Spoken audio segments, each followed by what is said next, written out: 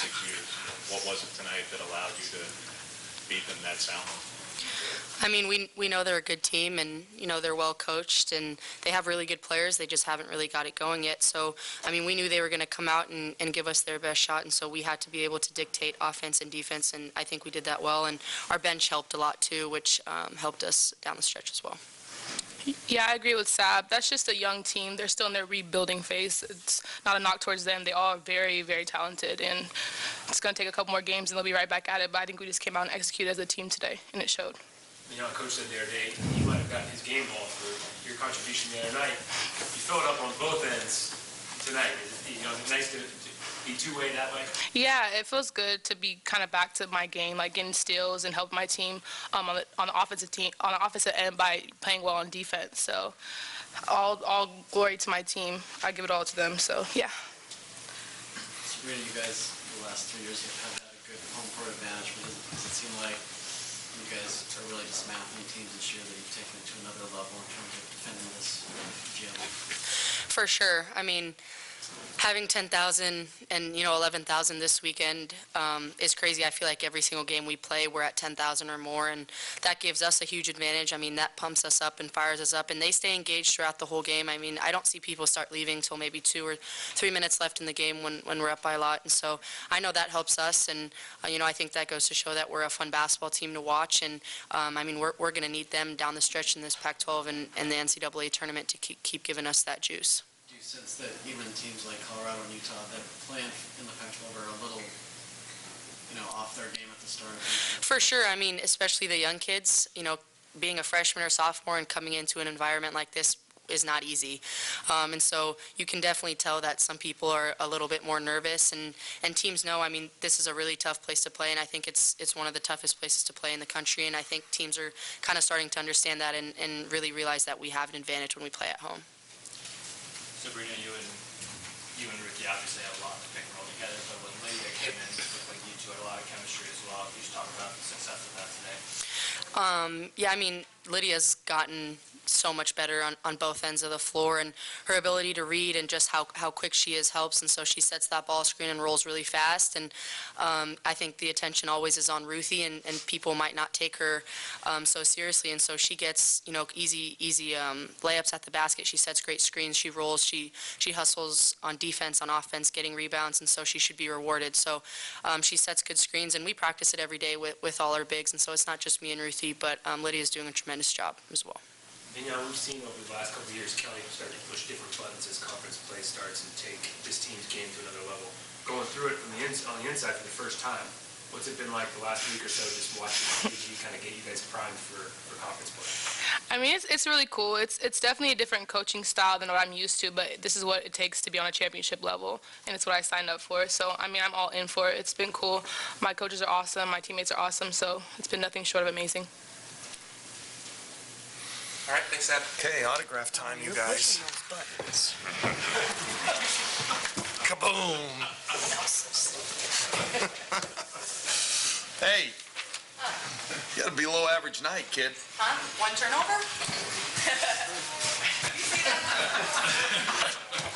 Well, she averages 9 rebounds and 9 points, or 9 assists, and she had 7 and 8. So, below average night, Ionescu. I love that kid, boy. I love that kid. She's the best. Rebuilding or not, coming off a bad loss or not, you know what that program is capable of. Sure, yeah. To beat them back, again, it's the worst loss for them in over 26 years, Kelly. What allowed your team to be that good? Yeah, I just thought we were really dialed in. I think where we've made the biggest strides in the last few weeks in defensive end, we're making it difficult for teams to get comfortable. We're getting turnovers. That's allowing us to get out. I think we're as good as any team in the country in transition. And look at our points off turnovers tonight, 29-6. I mean, that's impressive when you can get almost 30 points off turnovers from a team that isn't really an in-your-face kind of defensive team. So I just think we're on point. I think our kids are doing a really good job of communicating our changing defenses. We're really trying to change it up a lot. And they, you know, I want the other team to be confused, not us, and I think we're doing a good job of that. Kelly, what makes Mignon so good, getting the passing lanes, getting steals, just being a pest? Being a pest. She has daily practice at being a pest, in practice only. No, you know, she's just got so much bulldog in her. You know, she's just tough. She's just tough as nails. And she's a great talker and an awesome teammate. If you come to one of our practices, nobody talks more than her. Nobody gets the team energized, and we really need that. So she's bringing that, and I love how she's attacking the basket. She's doing a better job of probing in transition instead of just kind of kicking the ball ahead. She's keeping it in her hands, putting some pressure on the defense, and then allowing us to maybe run something. So I've seen great improvement.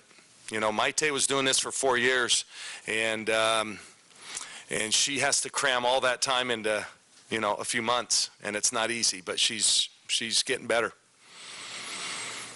Coach, the last few games, you guys have been up by so much, you've been able to get some of your bench girls in, Lucy's getting in there.